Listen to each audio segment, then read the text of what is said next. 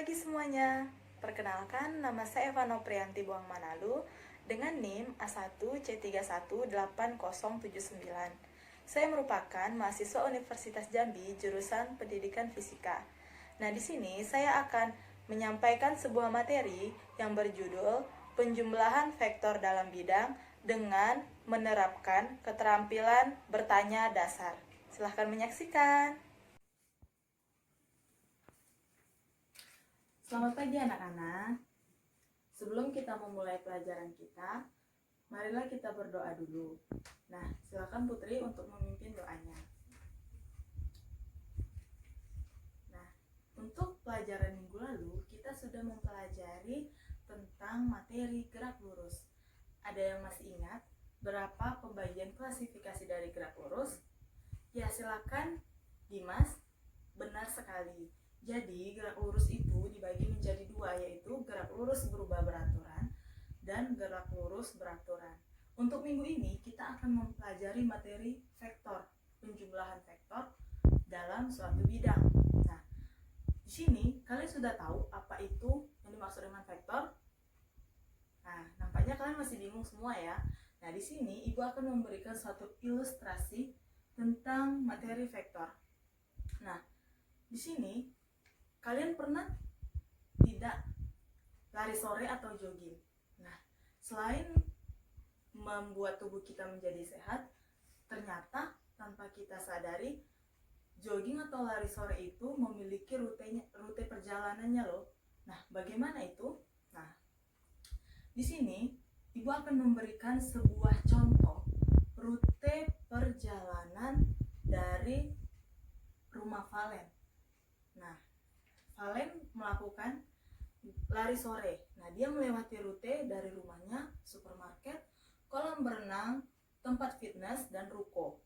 Nah, di sini jalurnya itu seperti ini. Ini merupakan titik vektor A. Ini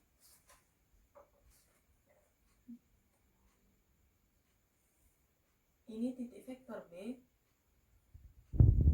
vektor C, dan titik vektor D. Nah, ini merupakan titik vektor A, B, C, dan D. Ini merupakan titik vektor yang dilalui oleh Valen untuk menuju ruko. Nah, di sini untuk titik vektor A ini itu memiliki nilai 600 meter. Titik vektor B ke C itu memiliki nilai vektor 650 meter. Sedangkan untuk nilai vektor C ke D itu 700 meter. 700 meter. Nah, di sini jika Ibu bertanya, bisakah kalian menghitung jarak tempuh yang dilalui oleh Valen dari titik A, vektor A ke D? Ya, benar sekali. Ini merupakan jawaban yang sangat mudah jika ditanya jarak yang ditempuh Valen. Karena apa? Karena jika jarak yang ditempuh Valen itu dapat kita rumuskan dengan R sama dengan titik vektor AB ditambah titik vektor BC ditambah titik vektor CD. Nah, di mana di sini bisa kita lihat 600 meter ditambah 650 meter ditambah 700 meter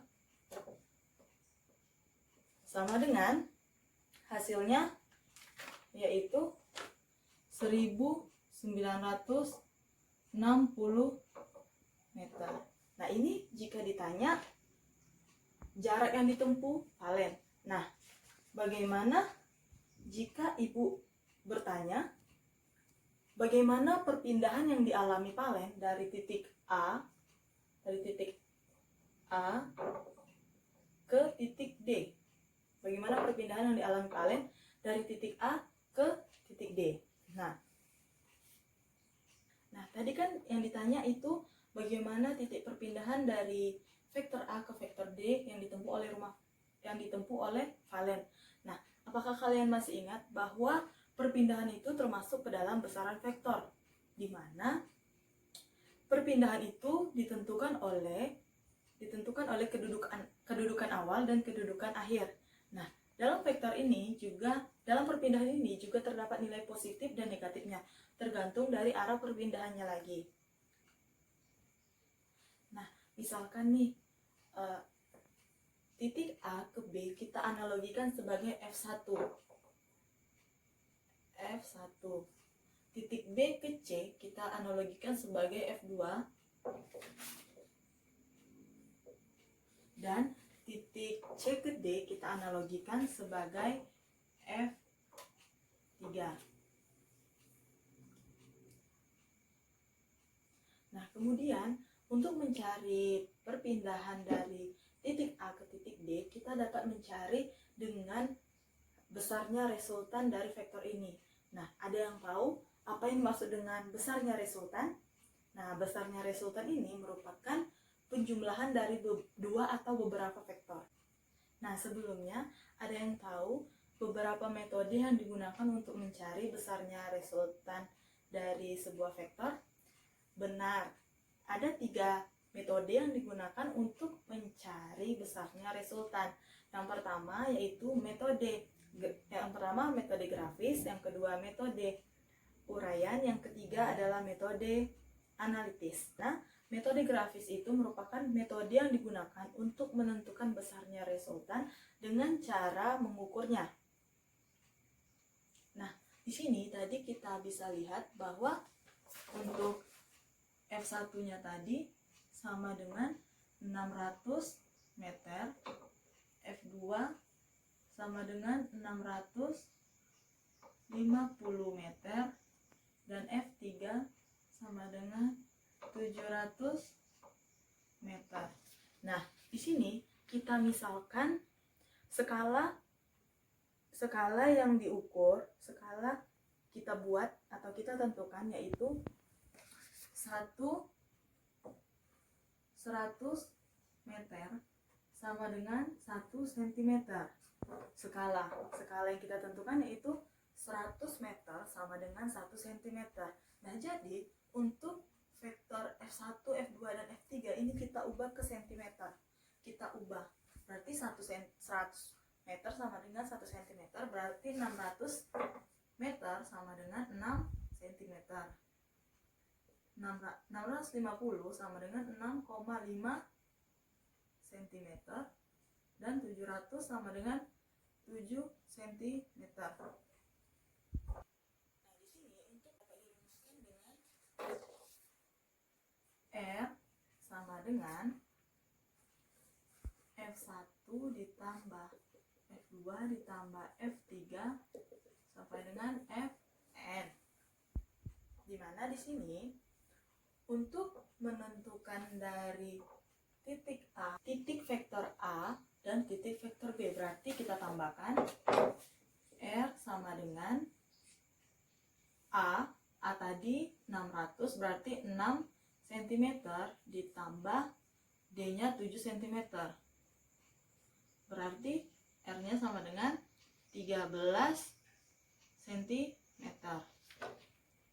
Untuk mencari besarnya vektor R, ini kan masih panjang vektor R. Nah, untuk mencari besar vektor R itu dirumuskan dengan R sama dengan panjang vektor R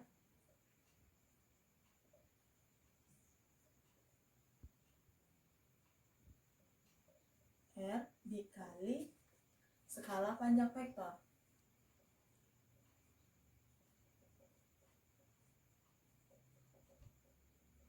Nah, untuk mencari besarnya vektor R itu panjang vektor R dikali skala panjang vektor. Nah, di sini untuk panjang vektor R itu kita sudah mencarinya yaitu 13 cm. Nah, kalau untuk skala panjang vektor itu kita sudah menetapkan atau memisalkan tadi 100 cm sama dengan 1 cm. Nah, jadi di sini berarti 13 dikali 100 sama dengan 1300 meter. Nah, jadi untuk perpindahan dari jarak A ke D ini adalah 1300 meter.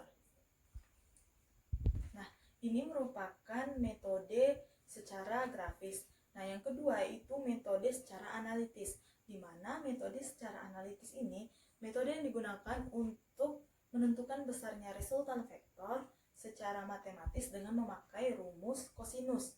Nah, di sini dengan memakai rumus kosinus berarti terdapat sudut yang terbentuk antara vektor-vektor ini. Nah, dapat dirumuskan dengan di sini untuk rumus dari resultan vektor ini dapat dirumuskan dengan R sama dengan akar dari F1 dikali F2 ditambah 2F1 dikali F2 dikali cos alpha. Nah, selanjutnya metode yang ketiga yaitu metode uraian, di mana metode uraian ini kita uraikan terlebih dahulu vektor-vektor menjadi komponen sumbu X dan sumbu Y di dalam koordinat kartesius. Nah, jadi dari penjelasan atau ilustrasi yang Ibu contohkan ini merupakan contoh vektor dalam kehidupan sehari-hari kita. Nah, jadi untuk resultan vektor itu sendiri merupakan hasil dari perpaduan atau penjumlahan dua buah vektor atau lebih. Sudah cukup paham dengan materi vektor yang Ibu jelaskan pada hari ini? Nah, baiklah. Untuk pelajaran minggu depan, Ibu harapkan kalian membaca terlebih dahulu materinya supaya Ibu menjelaskannya kita bisa mengerti sama-sama. Nah, baiklah, sekian Ibu sampaikan, Ibu akhiri. Selamat siang. Nah, demikian video pembelajaran mengenai penjumlahan vektor. Apabila ada kekurangan, saya mohon maaf. Saya akhiri. Selamat siang.